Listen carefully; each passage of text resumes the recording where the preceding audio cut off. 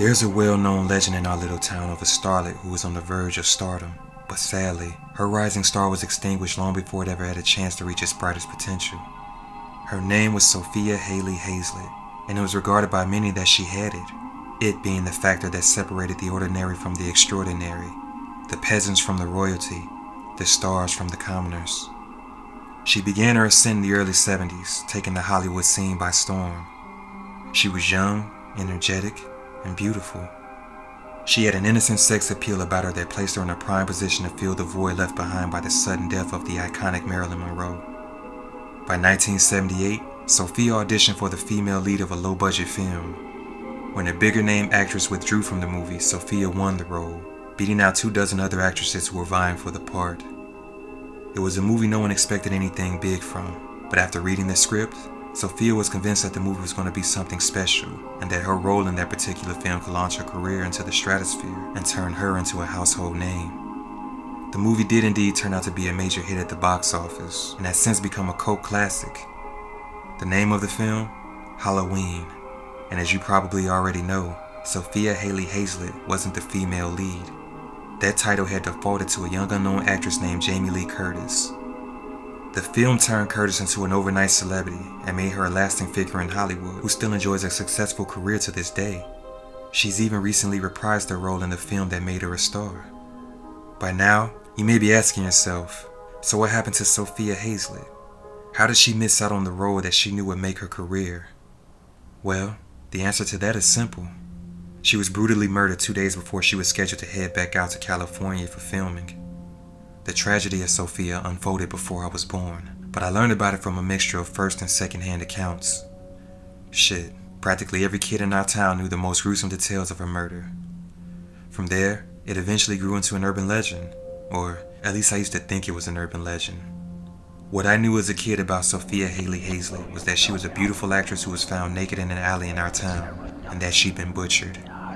Like kids have a tendency of doing, there were a lot of over-the-top details to make her tragedy all the more horrifying, which eventually led to someone coming up with a story about how her spirit was angry for having her life taken, just as she was about to discover the fame she'd been desperately yearning for. The legend goes on to say that because of that, her soul won't rest until she finds the one responsible for her murder. It was said that if you said her name in the mirror, alone and in total darkness, you would catch a glimpse of her mutilated reflection in the mirror. The legend went on to include that if you didn't quickly and loudly say, "I didn't kill you," while her reflection was still present in the mirror, you yourself would end up dead within a week's time. Sounds like bullshit, right? I thought the same thing. I mean, as a kid I believed it, but as I grew up, I matured past all the scary bedtime stories. And one night at a party on a dare, I drunkenly went to a bathroom and called out to her, but aside from me puking in the sink shortly after, nothing else happened. I didn't see any mutilated reflection, and I sure as shit didn't die a week later. Flash forward a few years, and I'm a college student working on a project for my creative writing course, and a brilliant idea came to me to use the urban legend that once scared the shit out of me as a kid, only I put my own creative genius to it. But before I let myself start writing, I thought it would be best if I familiarized myself with Sophia Hazlett's case. I wanted to get to know the woman behind the legend. The way I saw it, if I was ever going to become a successful novelist, I first have to get used to doing adequate research on the topics I'd be writing about. I figured this would be the perfect story to start with. I spent half the weekend printing off any and all information I could get off the internet, and that's when I came across one particular forum that caught my attention. At first, the thread started off like I pretty much expected. People were saying things like, "The legend of Sophia Hazlett is bullshit, still here." And another one read, "I said Sophia Haley Hazlett 4 times, and to my disappointment, I'm still alive." Their statements mirrored my very own sentiments the day after I called bullshit on the whole urban legend stuff myself. But as I continued to read on, I eventually came across a thread that caught my eye. It was from someone named Gothic God, and they said that everyone on there who was complaining that nothing had happened should be happy they were still alive and should consider themselves lucky for getting the urban legend wrong. Gothic God said that despite what all the naysayers claimed, the legend of Sophia was absolutely true. He even provided a link to a website where he claimed the documented deaths of all of her victims, dating back to the early 80s to present day, could be found. Of course, I was naturally skeptical, but a writer's curiosity for details compelled me to follow the link. I crossed my fingers and hoped that skull and crossbones didn't appear on my computer screen. or that I didn't find myself launched into the dark web. There was no way I could be sure of it then, but looking back, clicking on that link would turn out to be the biggest mistake of my life.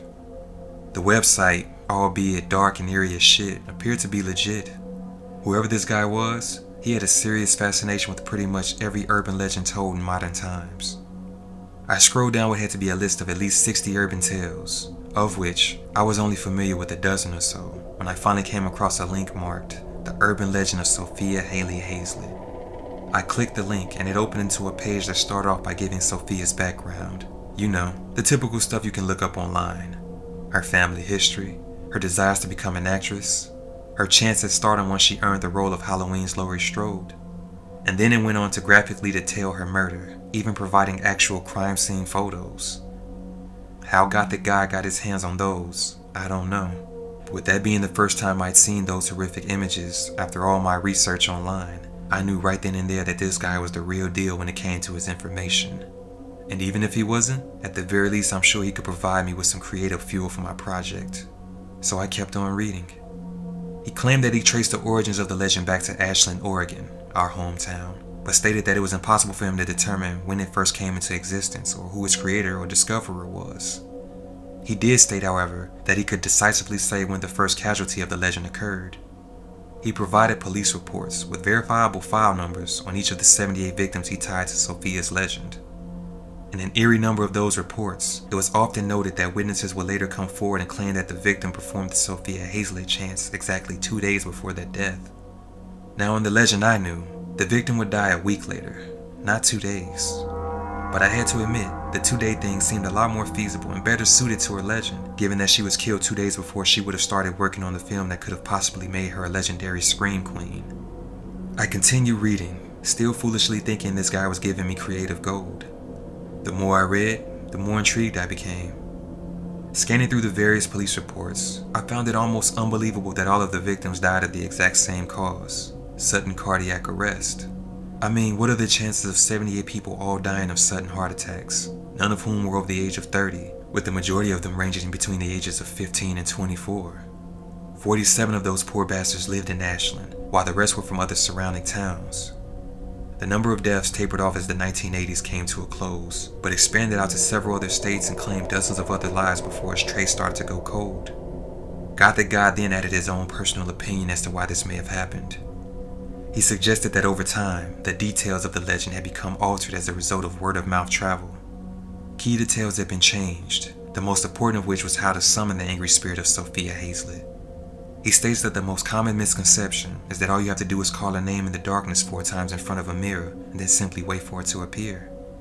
He said, while standing in the darkness in front of a mirror, repeating her name 4 times is an integral part of the legend that is true. The part everyone who doesn't see anything gets wrong is her name. According to Gothic God, you don't just call out Sophia Haley Hazlett 4 times. He said that's wrong. He said she was murdered in the stillness of night by a brutal killer who faded back into the night like a faint whisper, and it is in a whisper that Sophia's spirit will continue to come back until she exacts her revenge. I could feel the goosebumps forming on my skin as I continued to read the word warning boldly printed on the next line of the page. Gothic God then wrote, to see an image of Sophia Hazlett, you don't call out her name like you're reading roll call. You call it out in a whisper, as a whisper. He then spelled out the letters S-H-H 4 times in bold capital print. I didn't get it at first, but then I saw it. S-H-H was a word that spelled out a whisper. Shh. But it also happened to be the initials of Sophia Haley Hazlett. That was a twist that I didn't expect, but it was one that would be great for my paper. In all capital letters, Gothic Guy wrote, I do not recommend any of you trying this. To the contrary, I strongly recommend you absolutely do not try this. But if you feel you must for whatever stupid reason, make sure you yell as loudly as you can, I didn't kill you, as soon as you see her reflection. If you fail to do this before she screams, consider yourself officially marked for a toe tag, and do whatever it is you have to do to enjoy your last 2 days on this earth. Before I closed my laptop, I printed off all the documentation Gothic God provided and laid on my back, rubbing my eyes from exhaustion as I thought about everything I had just read. I was genuinely impressed and legitimately creeped out, but I couldn't get over the fact that a strong part of me thought it was all still bullshit. I dozed off shortly after laying back, but awoke around 2 a.m. I got up to take a leak, and while I was relieving myself, a familiar compulsion came over me to test my newly learned knowledge. I don't know if it was because I was half asleep or not, but I suddenly felt brave enough to disprove another version of the same urban legend I disproved years ago. Yeah, I get that may sound crazy as hell to a lot of you, but that's only because you're probably taking the position that all that bullshit was true. Me, on the other hand, I learned not to believe everything I came across on the internet, even if it comes gift wrapped in some minor truth. And even if it was all true, I still have a get out of jail free card to pull. If for some reason a hacked up woman appeared behind me, all I have to do is scream, "It wasn't me." I'm pretty sure that wouldn't be all that hard to do if those particular circumstances arose. Once I was done pissing, I flicked off the bathroom light and closed the door. Standing square in the mirror, I stared intently at my reflection as the soft glow from an outside street lamp lit up half my face. Slowly, 4 times I called out, "Shh, shh, shh, shh," and grinned with arrogance as seconds went by with no outcome. I turned to leave the bathroom, but standing there between me and the door was a woman wearing a black hooded shawl. She scared the living shit out of me. I jumped back in fright, falling into the bathtub and ripping down the shower curtain in the process. The woman had pale white skin and was completely naked under the shawl, her body covered by countless rotting slashes of various sizes. She removed her hood and, to my horror, revealed her mangled face before letting off a deafening scream that caused me to seal my eyes shut as I covered my ears. It was only when the screaming stopped and I had a chance to think lucidly that I opened my eyes, but she was no longer there. She had come and gone, and in the haste of it all, I failed to yell out, "I didn't kill you." It had all happened too fast.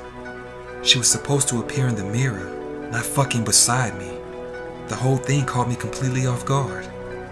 Hours have gone by since the angry spirit of Sophia Haley Hazlett appeared to me, but I'm still shaking from utter fright like it just happened.